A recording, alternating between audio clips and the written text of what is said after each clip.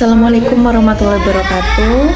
Kembali lagi bersama saya Novita Sari dari Prodi Pendidikan Sejarah Fakultas Ilmu Pendidikan dari Universitas PGRI Banyuwangi. Nah, di sini kita akan mengkaji isu lagi nih teman-teman tentang isu agama Islam. Nah, di sini Novi mengambil dari maraknya dukun palsu yang ada di Indonesia. Jadi teorinya Novi mengambil menurut Kamus Besar Bahasa Indonesia. Jadi dukun menurut KBBI ya. Terus datanya Novi mengambil dari kompasiana.com, miris maraknya dukun palsu di era modern.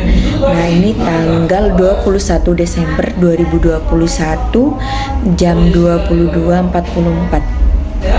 Nah, ini faktanya. Jabar hari ini, Jawa Barat hari ini, dukun cabul perkosa Mamah Muda di Garut. Nah, ini Novi mengambil dari Detik Jabar Selasa 13 Agustus 2024 jam 22. Nah, waktu Indonesia Barat nih. Jadi interpretasinya, dukun telah menjadi profesi yang tidak sedikit diminati oleh beberapa orang dalam mencari mata pencahariannya. Jadi dukun ini profesi yang sangat dipilih oleh pengangguran nih teman-teman. Jadi pada dasarnya menurut sudut pandang budaya Jawa zaman dulu, dukun dapat diartikan sebagai seseorang yang mengerti atau mahir tentang suatu bidang ilmu mistis tertentu, atau biasa itu disebut orang pintar. Tapi zaman dahulu itu orang pintar ini disebut tabib ya teman-teman. Jadi yang mengobati ketika orang sakit. Jadi ini menurut KBBI, Kamus Besar Bahasa Indonesia, dukun adalah orang yang mengobati, menolong orang sakit, memberi jampi-jampi, mantra, guna-guna dan sebagainya. Jadi dukun ini biasanya ada kan teman-teman di film-film atau video dokumenter tentang sebuah desa ataupun berita-berita ya tentang segi dukun ini, profesi dukun ini ya teman-teman. Jadi banyak sekali isu-isu atau berita-berita kasus-kasus mengenai dukun yang marak di era modern ini. Padahal udah era modern ya teman-teman, udah banyak klinik, udah banyak bidan, udah puskesmas itu udah ada, rumah sakit juga udah banyak, apalagi di desa-desa itu udah ada ponkesdes ya. Jadi di era modern ini masih banyak sekali ya, tidak sedikit nih di mana profesi ini diminati oleh orang yang sedang mencari mata pencariannya. Jadi majunya perkembangan zaman ini tentu sangat berpengaruh nih dalam cara memasarkan jasa para dukun ini. Dengan kemajuan teknologi komunikasi juga mereka itu melalui media sosial, dan itu pun ada saja yang mencarinya ya teman-teman. Jadi dukun ini dengan mengoptimalkan kemajuan teknologi komunikasi. Paranormal yang dulunya hanya mengandalkan promosi mulut ke mulut, nah saat ini proses pengiklanan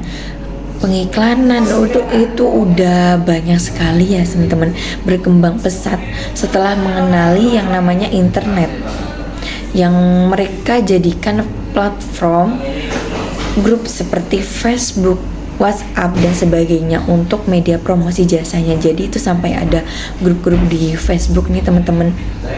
Nanti teman-teman bisa cek sendiri ya kalau ingin melihat apakah ada nih teman-teman grupnya kayak gitu. Itu sangat ada ya teman-teman di Facebook ya, terutama di Facebook. Yaitu sebagai apa ya, tempat promosi dari jasanya. Jadi nggak hanya dari mulut ke mulut, tapi orang luar kota itu juga bisa, di luar provinsi itu juga bisa untuk datang nih, untuk datang meminta bantuan. Nah, ini dilansir dari media kompasiana.com. Jadi rasa ingin sembuh dari penyakit yang diderita adalah rasa yang lumrah ya teman-teman bagi yang sakit. Adapun ini contoh sejumlah berita mewarnai pemberitaan di Jawa Barat. Nah, ini Novi mengambil dari berita Jawa Barat nih. Ini hari Selasa tanggal 13 Agustus 2024. Mulai dari kasus dukun cabul nih teman-teman, yang memperkosa seseorang mama muda di Garut. Nah, ini polisi menangkap Solihin, seorang laki-laki berumur 54 tahun asal Garut ya, cukup berusia ya teman-teman. Dukun cabul ini ditangkap polisi usai 3 kali memperkosa seorang mamah muda dengan dalih bisa menyembuhkan penyakit. Nah ya gimana ya, kalau mungkin udah mencoba nih teman-teman, udah ke puskesmas, udah ke rumah sakit, udah ke bidan-bidan, udah ke klinik-klinik mungkin ya, tapi tetap saja masih belum bisa sembuh nih. Jadi si korban ini mengambil jalan lain untuk ke dukun tersebut nih teman-teman. Ini dilansir dari media Detik Jabar nih teman-teman. Nah, tindakan yang dimotivasi oleh hasrat ingin mendapatkan keuntungan finansial secara instan ini pada akhirnya melahirkan kerugian bagi masyarakat. Jadi nggak hanya diri sendiri, tapi masyarakat tersebut atau daerah tersebut menjadi tercemar ya teman-teman. Kayak desanya terkenal inilah, terkenal itu gitu ya. Nah, itu menjadikan kerugian juga nih bagi masyarakat. Bahkan lebih dari itu, sampai mencederai dan menodai profesi aslinya, yang mana dukun ini kan sebelumnya sebagai membantu kelancaran nih teman-teman, tapi disalahgunakan. Nah, itu yang sangat merugikan sekali ya. Terus bahkan dimana belajar dari kasus-kasus yang telah diberitakan di media, anggota masyarakat dan mencurigai dan sangat berhati-hati dalam memilih atau menggunakan jasa dari profesi ini. Ini dari Ahmad, jurnalnya Ahmadin 2016, pesona realitas palsu. Nah, ini gimana teman-teman, jika dilihat dari budaya masyarakat Indonesia, pada dasarnya praktik perdukunan termasuk ke dalam pelayanan kesehatan tradisional. Jadi zaman dahulu itu sebagai tabib ya teman-teman, dengan bentuk pengobatan menggunakan cara turun-temurun nenek moyang secara empiris nih. Namun terkadang hal tersebut disalahartikan oleh masyarakat sebagai obat penyembuh instan yang langsung menyembuhkan tanpa adanya efek samping apapun, dan itu masih berlangsung hingga saat ini dan masih marak sekali diminati nih teman-teman. Nah, ini dimulai dari kesadaran diri kita masing-masing individu ya teman-teman, menjadi kunci utama juga agar terhindar dari hal-hal tersebut. Jadi terkadang itu dukun juga banyak sekali nih, dukun-dukun itu gak hanya dukun cabul ya. Di sini Novi mengambil dukun cabul ya. Tetapi itu banyak sekali dukun-dukun yang ada di Indonesia. Nah, ini